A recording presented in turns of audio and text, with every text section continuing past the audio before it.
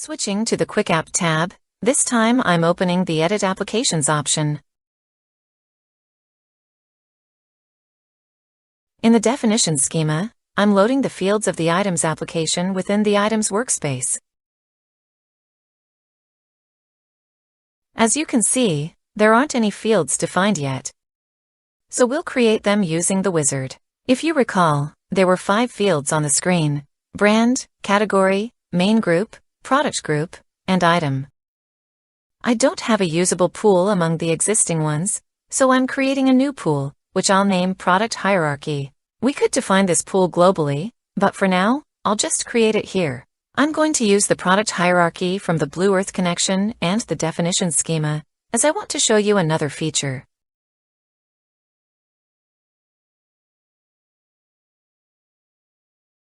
When I click Load, the fields Brand ID, Category ID, Main Group ID, and Product Group ID appear. By clicking Auto Set Filters, I'm ensuring that our pool matches the workspace filters with brand and category. I'm not clicking the Auto Set Key Fields button yet, because we're still in the field creation stage. I set the scope to Application, the pool type to Read, and the refresh time to On Filter Change. I click OK. Now, I drag the brand ID to the DB field name area and define a field by naming it Brand. I do the same for category ID, naming it Category. Similarly, I create fields for Main Group ID as Main Group and Product Group ID as Product Group.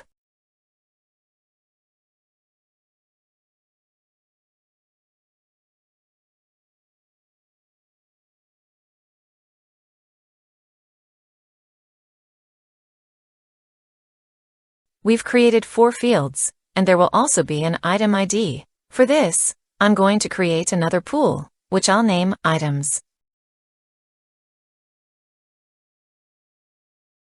The connection is still Blue Earth, and I'm selecting the Items table from the definition schema.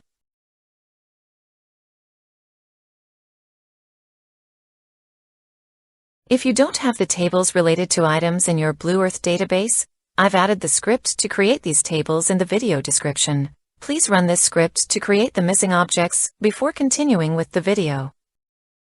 For the Items pool, I click Auto Set Filters to automatically match it with the workspace filters. The scope type for this pool will be Application, but the pool type will not be Read. Instead, I'll set it to Read/Write because new items will also be added to the database through this pool. I leave the refresh time as on load.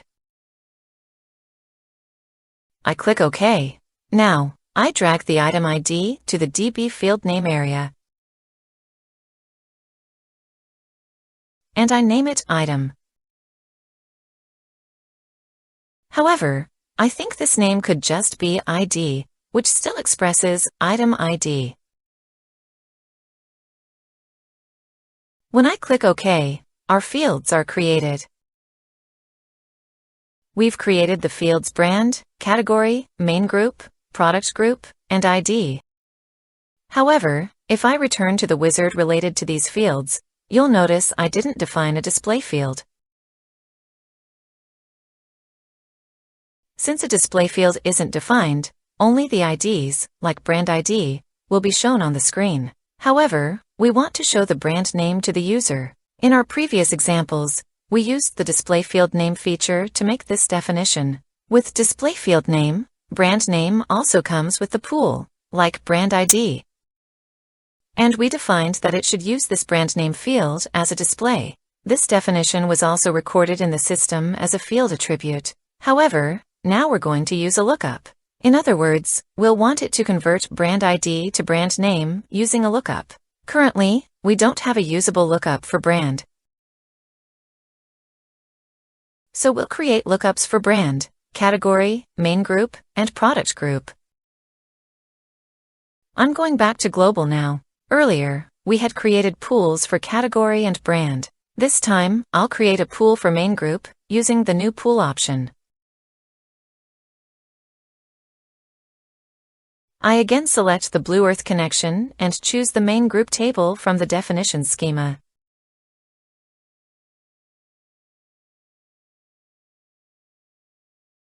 I click Load Data, and then OK.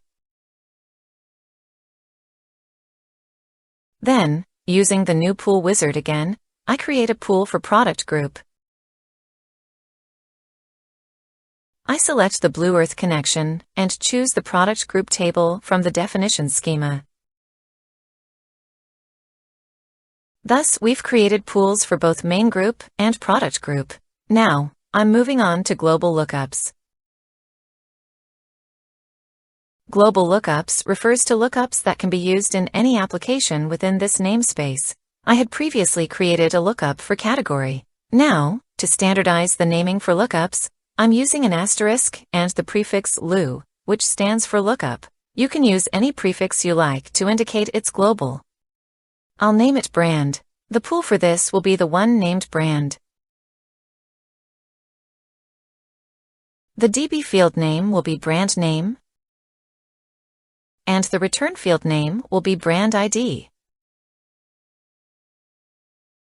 I'm doing the same for main group and product group.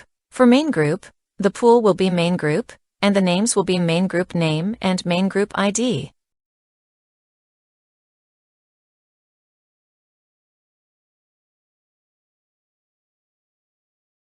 Similarly, for product group,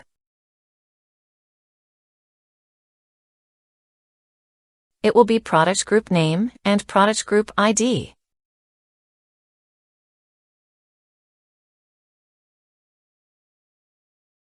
Alright, we've created our lookups.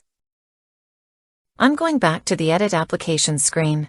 To see the global lookups we've created, I click Load, and now I'll link the brand field to the global brand lookup, ensuring that it shows the brand ID as brand name.